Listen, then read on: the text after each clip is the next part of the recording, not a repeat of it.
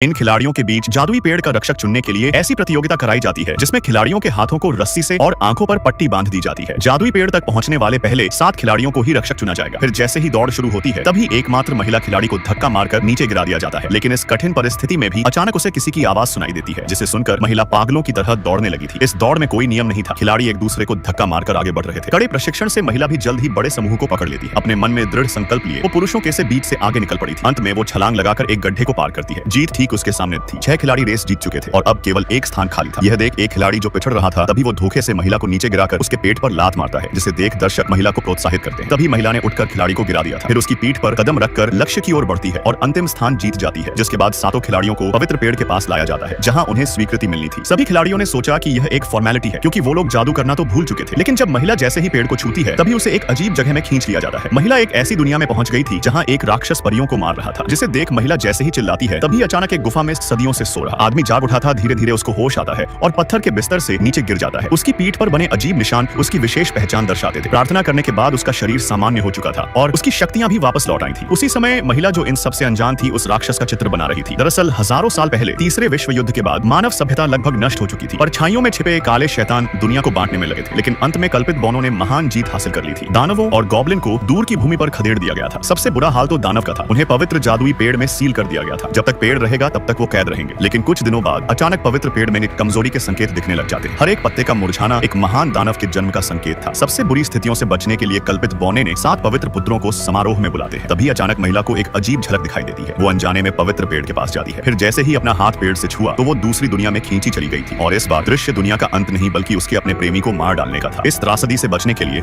वो जादुई पेड़ का रक्षक न बनने का फैसला कर लेती है। राजमहल में जब मंत्री पवित्र पेड़ के मुरझाने के बारे में चर्चा कर रहे थे तभी एक रहस्यमय व्यक्ति महल में घुस आता है और जादू से गार्ड को दूर फेंक देता है। जब आदमी ने अपना असली चेहरा दिखाई तो राजा चौंक गया था, क्योंकि यह व्यक्ति उसका पुराना दोस्त एडम था। जमी हुई सील के कारण वो अभी भी जवान दिखता था। एडम ने बताया कि वो पवित्र पेड़ की पुकार से जगा है। पवित्र पेड़ की सील कमजोर हो रही थी, जिसका मतलब एक बड़ी विपदा आने वाली थी। एडम राजा से सेना तैयार रखना को कहता है, लेकिन राजा उसकी एक नहीं सुनते, जिससे एडम गुस्से में वहां से चला गया था। वो पवित्र पेड़ के आदेश पर एक लड़के को ढूंढ रहा था। यह लड़का कल्पित बौनों का बाहरी सदस्य था। मरते समय उसकी मां ने उसे शक्तिशाली जादुई पत्थर की एक पोटली दी थी, लेकिन लड़का जादू में बिल्कुल विश्वास नहीं रखता था, इसलिए वो डॉक्टरी पढ़ने का फैसला करता है। लड़का बाहर की दुनिया में आता है जो बिल्कुल अलग थी। हर जगह मौत का सन्नाटा था। तभी अचानक उस पर एक दैत्य ने हमला कर दिया था, लेकिन तभी एक लड़की आकर उसे बचा लेती है। लड़के को नहीं पता था कि लड़की चालाक चोर थी। वो उसके झांसे में फंस जाता है और लड़की उसके जादुई पत्थर चुराकर गायब हो जाती है। एडम ने लड़के को ढूंढ लिया था। एडम ने बताया कि लड़का एक जादूगर है और केवल वही दैत्यों को रोक सकता है। एडम उससे गुप्त स्थान पर ले जाकर जादू सीखता है, लेकिन उसी समय पवित्र पेड़ का एक पत्ता सूखकर जैसे ही नीचे गिरा तभी एक महान दानव सील तोड़कर आजाद हो गया था। यह सबसे शक्तिशाली दानव राजा था। वो पवित्र पेड़ और एल्फ कबीले को नष्ट करने का फैसला करता है। उसकी शक्तियों से जल्द ही दूसरा पत्ता सूख गया था, जिससे दानव राजा अपने साथियों को बुलाने में कामयाब हो जाता है।